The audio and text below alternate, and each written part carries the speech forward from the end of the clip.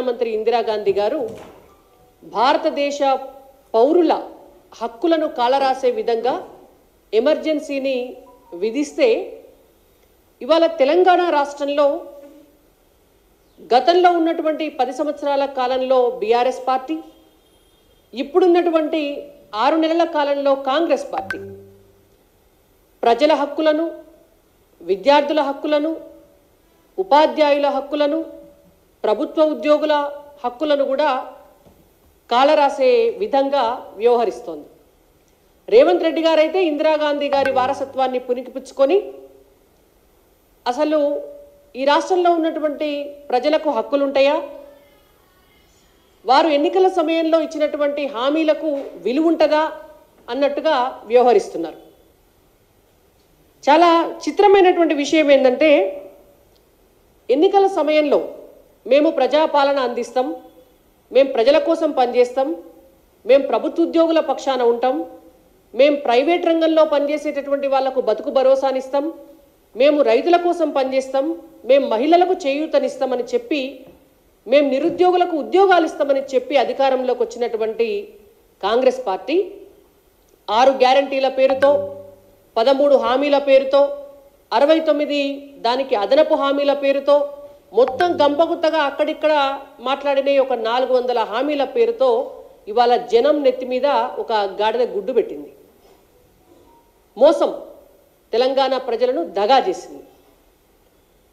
ఆ ప్రజల్లో భాగమైనటువంటి ఉద్యోగుల విషయానికి వస్తే కూడా తెలంగాణ రాష్ట్రంలో బడి పిల్లలకు పాఠాలు చెప్పేటటువంటి పంతుళ్ళు గత 6 నెలల కాలం నుంచి కాళ్ళరిగేలాగా రేవంత్ రెడ్డి గారి ఇంటి చుట్టూ, ముఖ్యమంత్రి గారి కార్యాలయం చుట్టూ, సదరు ఆఫీసర్లు ఎవరన్నా ఉంటే వాళ్ళ కార్యాలయాల చుట్టూ కాళ్ళరిగేలాగా తిరుగుతున్నారు.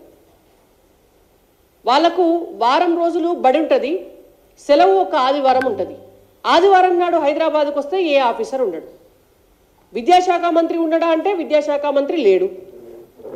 విద్యాశాఖను తన దగ్గర పెట్టుకున్నటువంటి రేవంత్ రెడ్డి గారు కలవరు. మరి ప్రభుత్వ ఉపాధ్యాయులు వాళ్ళ గోస ఎవరికి చెప్పుకోవాలా?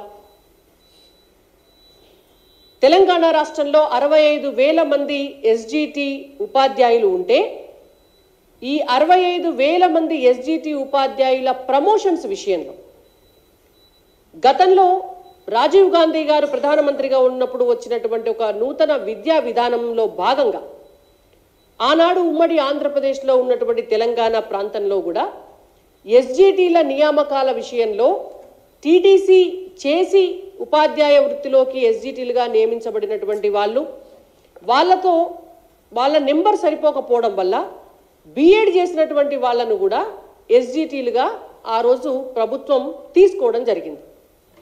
నియమించుకున్న నాడు బాగానే ఉంది. నియమించుకున్న నాడు ప్రభుత్వ ఉద్యోగులుగా, టీచర్లుగా వాళ్ళను ఎక్కడికి వెళ్ళమంటే అక్కడ పోయి వాళ్ళు పనిచేసినారు. మరి ఆ తర్వాత కొన్నాళ్లకు బీఈడీ చేసినటువంటి వాళ్లకు ప్రమోషన్ల విషయంలో అన్యాయం చేస్తూ వస్తున్నారు.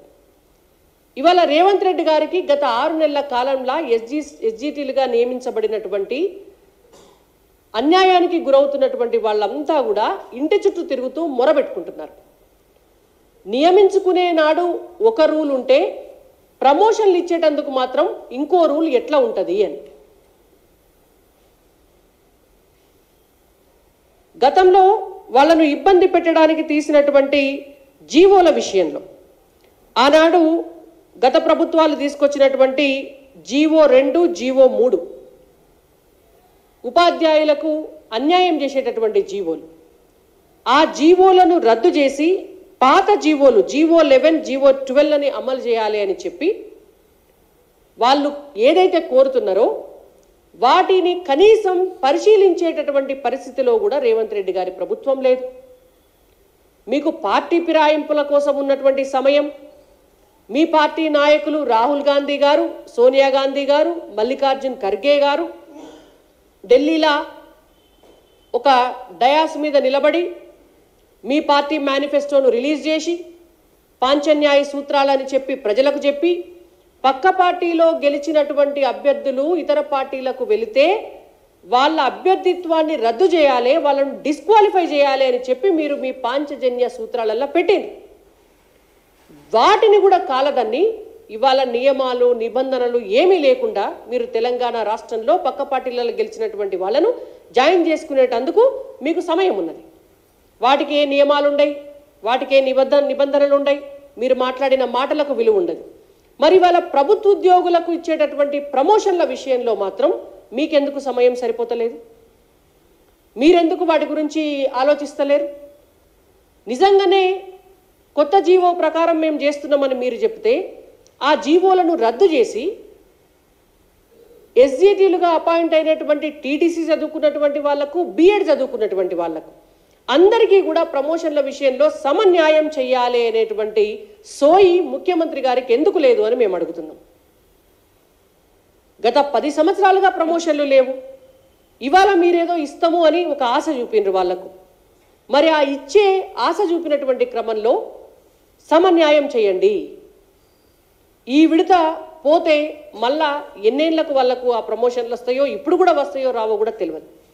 29-30 సంవత్సరాలుగా ఒక పోస్టులో నియమించబడ్డటువంటి ఉపాధ్యాయుడు ఎస్జిటిగా అదే పోస్టులో ఉన్నారు ఇప్పటి వరకు కూడా.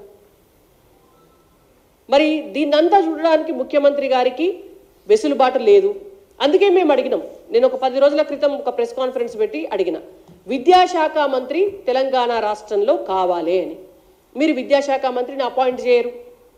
వాళ్ళ సమస్యలు మొరబెట్టుకుందాము అని అంటే డిస్ట్రిక్ట్ ఎడ్యుకేషన్ ఆఫీసర్ కావాలి జిల్లాల, మీరు డిఈఓలను అపాయింట్ చేయరు. మండల స్థాయిలో వెళ్ళి చెప్పుకుందామంటే అక్కడ ఎంఈఓ కావాలి, మీరు ఎంఈఓలను అపాయింట్ చేయరు. బల్లల్లోనైనా టీచర్లు మరి ఎట్లా చేద్దాం సార్ అని మాట్లాడుకుందామంటే స్కూల్లో ప్రిన్సిపాల్ ఉండాలి, ఆడ ప్రిన్సిపాల్లు లేరు. ఆఖరికి ఊడ్చి తుడిచే స్కావెంజర్స్ కూడా లేరు. అంటే ఈ దిక్కు దివానం లేని విద్యాశాఖలో ప్రమోషన్ల విషయంలో కూడా మీరు అన్యాయం చేయటం వల్ల ఇవాళ ఆ ప్రమోషన్ల విషయంలో అన్యాయం జరిగి అవేమన్నా ఆగిపోతే కూడా మళ్ళా ఖాళీ కావలసినటువంటి 11,000 పోస్టులు ఆగిపోతాయి. మొత్తం 25,000 పోస్టులు ఖాళీ ఉంటే మీరు ఒక 11-12,000 పోస్టులకి నోటిఫికేషన్ ఇచ్చిర్రు టీచర్లను పోస్టులు భర్తీ చేస్తామని. మిగిలిన 10-11,000